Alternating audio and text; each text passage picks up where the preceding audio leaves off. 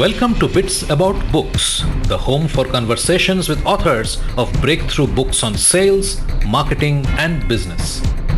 Founders, entrepreneurs, and individual professionals, we all need to keep track of ideas that are helping create our today and tomorrow. Bits About Books will strive to find those books and speak to their authors, go behind the scenes and understand what inspired the authors to write the books that they did and how they went about doing so. Through our conversations, we hope to gain insights that will help us to get the most out of our efforts. I'm your host Shubhanjan Sarkar, founder of PitchLink, the next generation buyer-seller engagement platform where our mission is to make buying easy. Welcome to Bits About Books. Thank you for your time and for joining us in this session. I have a favor to ask. While you continue to listen to the podcast, please leave a comment or rating at iTunes or wherever else you get your podcasts from. I personally look at each comment and will give you a shout out to each of you in our following episodes. It means a lot to hear from you. Just a quick intro to PitchLink.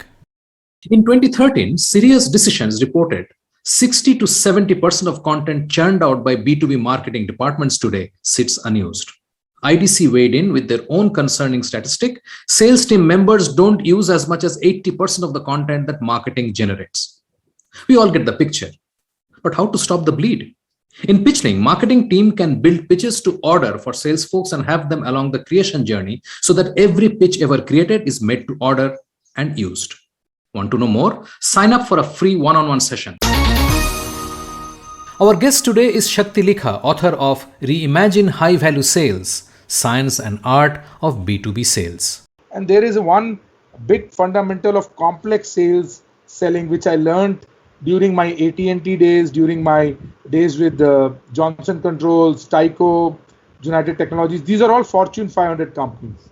Now, these companies have those sales processes. So I have created a tool of my own now, which is mixture of what American mindset plus understanding the Asian mindset.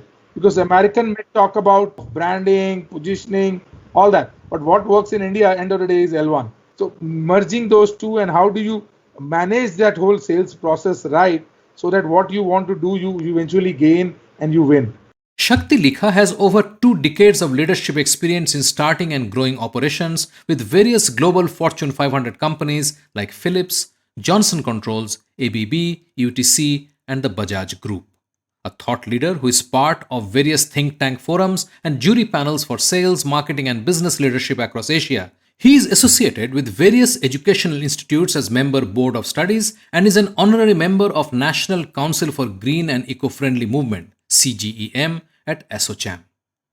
He has been further selected as a mentor of change for the Government of India's flagship program for Atal Tinkering Labs, established by the Atal Innovation Mission, Niti Aayog.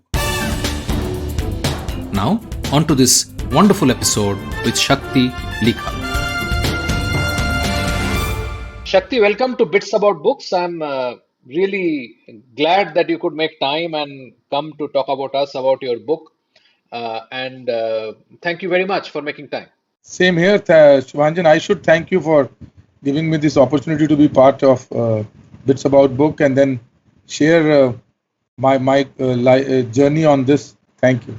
Absolutely. Thank you so much. So before we actually start talking about the book and how you came about writing the book, tell us a bit about your background and the kind of work you have been doing. Okay. See, just to tell you about my background, I am 24 years plus of a corporate experience. I did business leadership with various Fortune 500 companies in India and a large Indian business group, which was my last assignment till March this year. And I wrote this book last year in Jan. So I had plan of getting into my own as independent directors and board members with board and doing mentoring and coaching work since last year. But you all know COVID came in, so then I delayed the whole plan. So this March, I moved out of the corporate world and have started sharing my life journeys and my learnings of my corporate life into the book form. So that's about me. And born in a small town, raised in a small township. That's about me. And then all life in Mumbai, Bangalore, and Pune. So I should call it Mumbai Bangalore corridor guy. So that's about me. Wonderful. So tell me what, I mean, you wanted to make a switch. Is that why you wrote the book? You can call it, maybe somewhere in the hindsight, people can call it that I wanted to make a switch, and I could be that can be one way to look at it. But essentially, the book thought was there in my mind since 2012-13 period. Though I couldn't sit together and put it up, but I had my sales stories, what I used to call it, success and failure both, which people find it very exciting when I narrated those stories in various forums. Then somebody guided me in 16, 17, why don't you write it up? Plus, beyond that, the real trigger to tell you was I'm been part of Niti Aayog for various missions, and I'm part of Atal Innovation Mission as a mentor of change. So during one of those interactions, somebody told me about the challenge that the nation faces, and if you, as sales professional, can resolve that challenge. So there is where I got into that I need to share these learnings and make this nation like in my case, when we started our career, nobody was there to guide us on something called as entrepreneurship. If you ask me, salesmanship or selling and marketing is essentially an entrepreneurship business. If you really ask me if some product is done or anything is done, taking it to the market. So I thought, because if the nation has to progress, sales has to happen. That's the first thing which has to move. The economic wheel starts from the sales function. So the importance of this function was realized in that forum, and this was at the highest level in policy making. I'm talking about the country's Mr. Amitabh Kant's level. I'm talking about the CEO of Niti Aayog. So at that level, he said people in corporate keep cribbing and keep coming back saying, do this for us, do that for us. But how they are helping transform the nation. Because he was in a way when he was saying in a forum in last 70 years, we couldn't create a brand for which India as a nation should be known. So that was a real trigger to trust me. So that was somewhere in 18 it happened, and 19 I got into writing it, and then in 19 I could get in touch. As you say, when you want to do something, God also helps you. Right. So I got in touch with a few folks in Pune who help people who want to write their books. So with them I aligned, and then they guided me to the process. And that's the way I went about. And there are few mantras and tricks where ensure that chapters are not more than 10. So all those art of writing I learned from them, and they guided me through. And then I got into this writing and narrating my stories. And it has done really well. I'm proud that it became an Amazon bestseller. And second is, from India side, nobody writes on management and sales and marketing. So that was another pride moment. And to tell you, it is the first B2B book on management by an Indian author. My book is the first book on this. And after that, I believe now 2 authors have come in last COVID times. People have written somewhere in September, somebody has written, and then in March, somebody has written this year. So the thing is catching up now. Nice, nice. So tell me, when you decided that you're going to write the book and you got in touch with this firm in Pune, what actually went? What was the process? How did you, gather the material? How did you structure it? How did you, decide that you're going to break it up into 10 chapters? How did that happen? See, the way I went about was, I was very clear that I have to tell everybody the story from what I have seen as a nation, because millennials don't know the story of 1991, the liberalization and the transformation happening. So what license Raj is, because we have all seen that. So I started my journey of penning down what sales and marketing meant then and what sales marketing is today now. And when I started this, then I started explaining even selling, what is B2C selling, what is B2B selling, because many people think the selling remains the same, because the selling is quite different when you talk about B2B and B2C. I call it, they are 2 different animals. Maybe in generalization, people say it's end of the day selling, because that's the way it is. But you have to appreciate, when you do B2B, it is selling of organization to organization or a government to a government, I would say. And you know what type of crisis even nations go through. You have Ministry of External Affairs managing in that. So that's the way I call B2B is something like that in a very crude form, if I can put it. So then the second logic was I wanted to explain this concept of B2B because I can proudly say I'm the one of the first guys who have got an expertise in this country of more than 25 years in B2B with various industries. I started my B2B life with a consumer durable company. That time it was the third largest MNC and the largest MNC for India in electronics and electrical domain. I'm talking about Philips in India. Okay. So my institution life started from Philips India, where I was handling B2B selling. And I was mentored by a guy who everybody is proud of in this nation, Mr. Ravi Kant. If you know him, he was the man who made Indica. He was the vice chairman of Tata Motors, so his last assignment, and he was a board member of Tata Sons as well. So he was then the vice president sales and marketing. He created this institutional sales setup, and he hired me for Western region in those days. And it was magic. We worked around with such a great mentor in my life. Early days, I'm talking about 96, 97 period time frame that time. And then, so that's from there I wanted to share those stories to different environments which I have gone in. What were the learnings? People say, old is gold. So those fundamentals of selling I wanted to share. And there is one big fundamental of complex sales selling which I learned during my AT&T days, during my days with Johnson Controls, Tyco, United Technologies. These are all Fortune 500 companies. Now, these companies have those sales processes. So I've created a tool of my own now, which is mixture of what American mindset plus understanding the Asian mindset.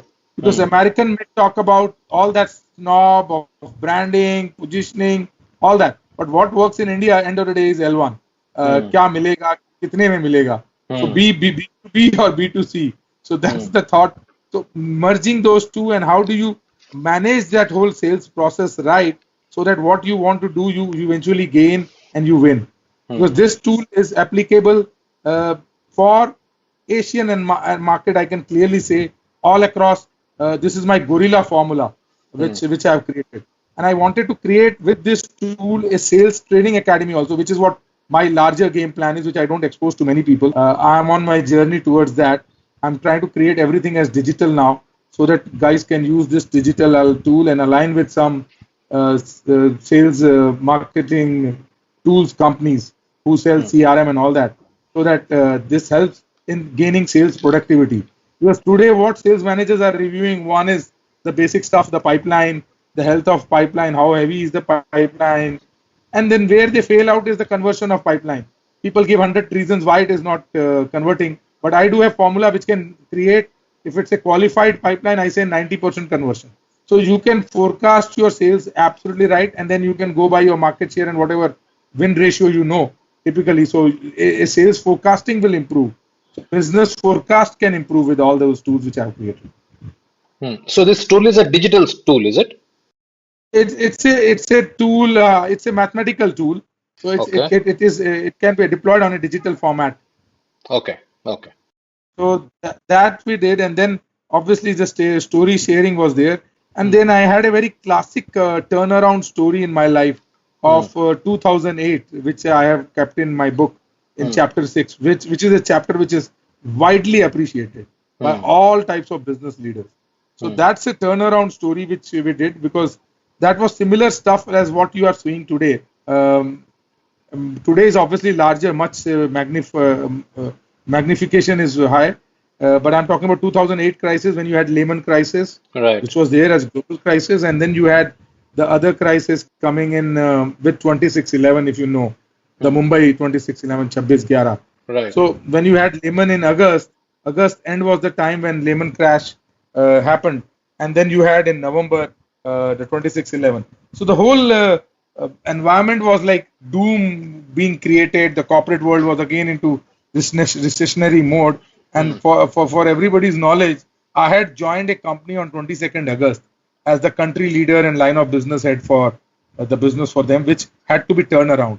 And you would be shocked, on 15th September, the global management had given mandate for me to reduce headcount. So, because their year end was September 30th, and they wanted to start a fresh year knowing all this crisis. How do you manage? So I said, if you've given me an opportunity, give me at least a quarter. and I will make my own strategy. And if this doesn't work, I will follow what you are rightly saying.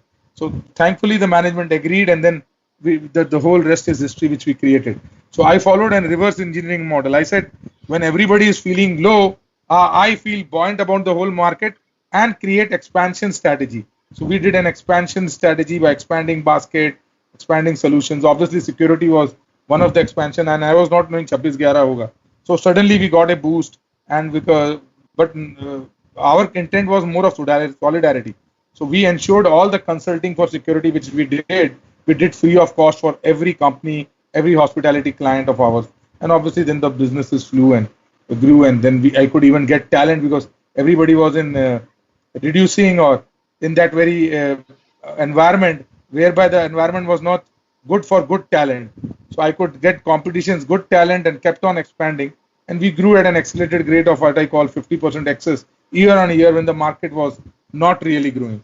So I could eat away everybody's share, and from a number 4-5 position, we could reach number 1 position in 3 years for that very company where I had joined. So that's a full story which I have narrated in the opportunities in adversities in 2008, the crisis and the recessions chapter. It's time for a short break. Stay with us. After the break, I had acquired around 6 to 7 companies in India, and though it's a failure story, but I proudly tell that story also because the global chairman in that assignment had told me it's like a Coke formula. If in US these many dollars per head is the Coke consumption, so tomorrow security would also follow the same game. So today it's India 0.002 cents per head.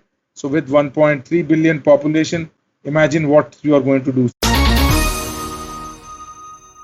you are listening to a Business Podcast Network original. Podcasting is the fastest growing content marketing opportunity which is untapped. We can help you craft your audio strategy and help leverage the wide reach and easy streaming capability that the smartphone penetration provides. It is easy, it is powerful and personal. Talk to us to find out how podcasting can help you build your brand and reach out to your targets like never before. Write to us at bpn@bizcast.in. That is bpn@bizcast.in. Business Podcast Network. Podcasts end to end. Welcome back. I'm Shubhanjan Sarkar, your host for Bits About Books and founder of PitchLink, the buyer-seller engagement platform. Let's dive right back into the episode where we left it. After that, I have spoken about how FDI comes and the reasons for FDI and the acquisitions and how people are taking entry into India, because I wanted to share those stories also because in United Technologies, that was my experience. I had acquired around 6 to 7 companies in India, and though it's a failure story, but I proudly tell that story also because the global chairman in that assignment had told me it's like a Coke formula. If in US these many dollars per head is the Coke consumption, so tomorrow security would also follow the same game. So today it's India 0.002 cents per head. So with 1.3 billion population, imagine what you are going to do. So acquire companies for me and get a base. But unfortunately, the whole story fell off because the UTC broke into different companies. So this was one UTC formula which we were trying to play, where we would have said that we supply carrier, air conditioning and other stuff, and combined it together and then look at per capita income and then look at the wallet size. So, but unfortunately, the whole thing fell off. But I've shared those stories also there so that people get their learnings. So I call it's a golden lesson which they will get to know. And then there is one clear chapter on Indian market uniqueness, which I found people from UK and Dubai have read a lot. When they have got in my reviews also, I've seen that. So which they loved it. And then obviously 9 is the VUCA environment, spoken about it. And then 10, suddenly I could see the future is what I can say. I clearly, my last chapter is technology, which says Industry 4.0 enabler or disruptor. So I ended with that, and we are in COVID since those times. So we are all seeing it's a technology enabler or a disruptor. Whatever way an organization takes it, it's that very way it is. It's disruptor for somebody and it's an enabler for others who are taking it very positively and changing the game. So Right. that this book is very apt talking about this situation which we are in, and is helps in business advisory also. So while like I'm associated with MSME with Government of India doing many advisory things, with them I've started giving these books to those owners and even advising them to look and think big, because I can tell you why we are failing against, which people say, and MSMEs is particularly say against China, is because of the mindset process. Our mindset is a very conservative mindset. So Hmm. China makes for the world, doesn't make it for China. We always start say we'll make it for my state, my known market, I call it in my classic term. Then we then say at best we'll do it for the country. So we don't look at the global market and create products and solutions and look at a global market or the scale for a global market and then plan it out. So other than one man in this country who did it, whose success we know, and it is the largest company in this country, you all know, is Reliance. It's thanks to Dhirubhai Ambani. He thought in that very language. So that's what the mindset game is required everywhere. Right.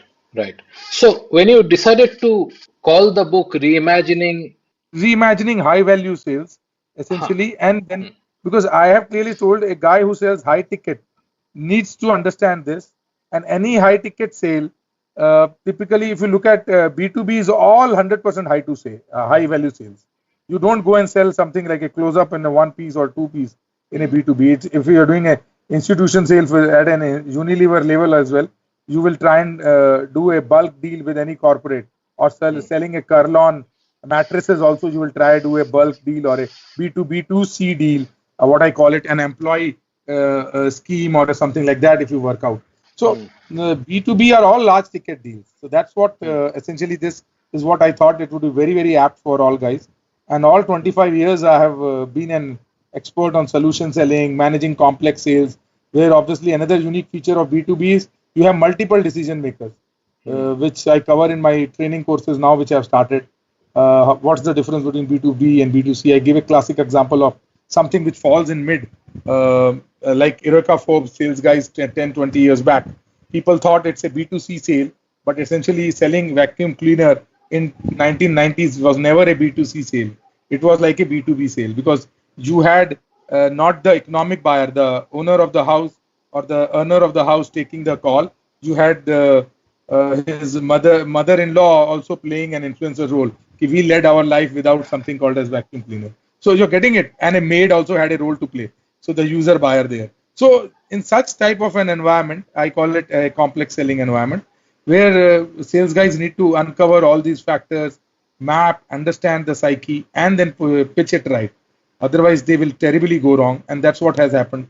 Otherwise, we would have created many more Infosys, because Infosys is typical say B2B selling model, or sell talking about any software large ticket sale which you do.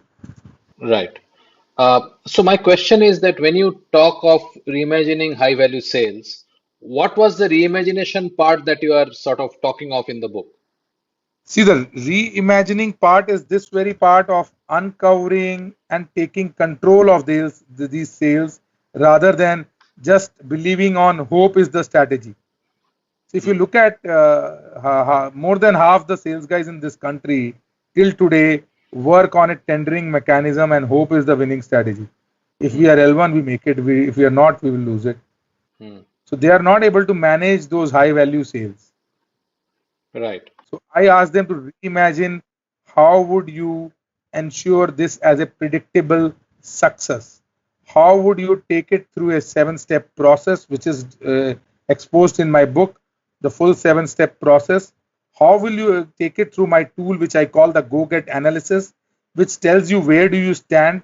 And there is another tool which I plan to expose in my sales training academies, which is like a winning formula, which tells you who is where. I'm even talking to somebody who's helping me to digitize. So if you can digitize that tool, I will be selling that tool as a game, so that a sales guy can play that game. I have met this guy, he's this, and like a game, he can see where does he stand, where is his organization standing, and where is his pitch standing, and will he be able to win it, and where is the competition standing in the whole thing. So you can visualize the whole thing like a शतरंज का खेल समझ लो Hmm. आप. You can visualize the whole like a chess game. Right, right. So tell me, if somebody reads this book, what do you think will be the takeaway? The takeaways are clearly he will do a mastery, I would say, on B2B selling, will associate, understand very well those very stories. Secondly, he will get to know that understanding the ground pulse is so critical in any environment. Being connected, being networked, because I have shared a story which is now I know no more a confidential story, but now it goes back 20 years of Parley. I don't know if you know Hmm. this. Parley was owning in those days Maaza brand Hmm. was with Pepsi owns Maaza and Parley had Fruity. So that Right. whole story I have shared with while I am sitting along with Chauhan Saab. Because Hmm. fortunately I had one meeting with Chauhan Saab and I knew how he maneuvered the whole Maaza thing and ensured that Maaza acquisition became a failure. So Hmm. those very stories. So such ground connect stories the guys will understand. So that he could do because he was so well connected to the ground.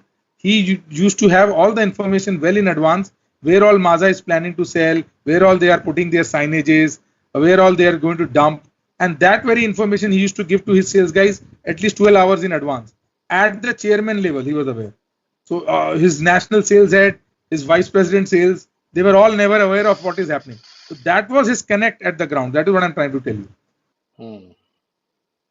So Wonderful. he could dump his material Fruity well in advance. So by the time Maza guys reached, so all across the counters they were not able to sell.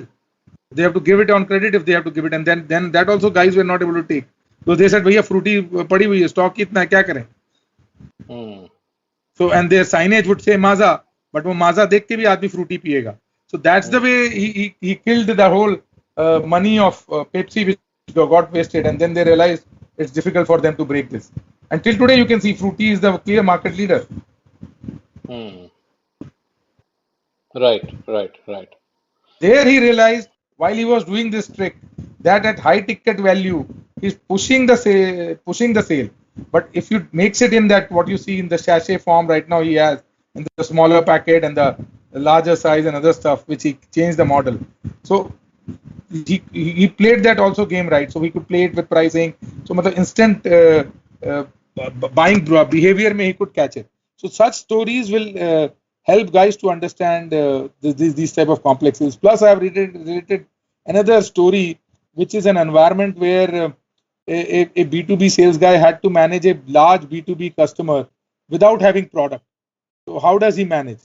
So that Hmm. environment also I shared, and it was a very complex, which is my own life Hmm. story which I have shared there, which Okay. I could manage. So by Right. taking customer in confidence, saying I don't have the material, but I still don't want to lose the order, Hmm. and taking the guidance from customer, how do we manage this and sell it out? So customer only guided. Please ensure that uh, do these things and Hmm. ensure I will tell you what needs to be done with regards to the supply of the material. Right. So Right. so there are ways and means to manage because B2B is end of the day two corporate relationships also going in long term, and B2B also helps you in 360-degree management. So it's not just give and take. There are many more things which get engaged in B2B. So all those aspects, getting into account management, other thing, and then creating maturity on the products, all that is being shared in a very mature model. How do you manage B2B environment? It is not a transactional management mechanism, unlike a B2C, which is more transactional. It's more of availability game. Bits About Books is brought to you by PitchLink, the buyer-seller engagement platform. PitchLink makes buying easy by enabling high-quality engagement between buyers and sellers through its presentation and discussion modules. Sellers create customized sales narratives using sales collaterals and personal videos and reach out to prospects through a non-intrusive, buyer-qualified engagement. PitchLink requires no installation or download and holds the entire repository of sales collaterals and buyer-seller conversations. Talk to us to know more about how you can engage with customers without intrusion. Call us on 99021 631 32. Great, Shakti. That was a great overview of the book. I'm sure people who listen to this podcast will get a very nice background of how the book came about and what they can gain from the book. thank you again for your time, and I really appreciate your sharing so openly. Thank you very much. Thank you. We have a fantastic lineup over the next couple of episodes with great conversations on breakthrough books with Park Howell, Julie Hansen, Andrea Waltz, Lee Sales, and Ethan Butte about wonderful books they have written. Subscribe in your favorite podcast app so you do not miss a single episode. Thanks for listening. Thank you for being with us today on Bits About Books, where we talk to authors about breakthrough books on sales, marketing, and business. We hope this conversation helped inform and motivate as we all navigate a rapidly changing business environment. For us, these are enlightening conversations enriched with knowledge and expertise. We encourage you to go out and buy the book to learn firsthand and implement some of the great ideas we discussed today. We hope to have you with us again in the next exciting episode of Bits About Books. If you liked what you heard, subscribe to the show in your favorite podcast platforms like iTunes, Google Play, Spotify, or wherever else you get your podcasts from, and give us a rating while you are at it. This Bizcast original podcast is produced for PitchLink, the next generation buyer-seller engagement platform, where the mission is to make buying easy. Hosted by Subhanjan Sarkar and produced by Rajiv Aditya. See you next time and have a wonderful day.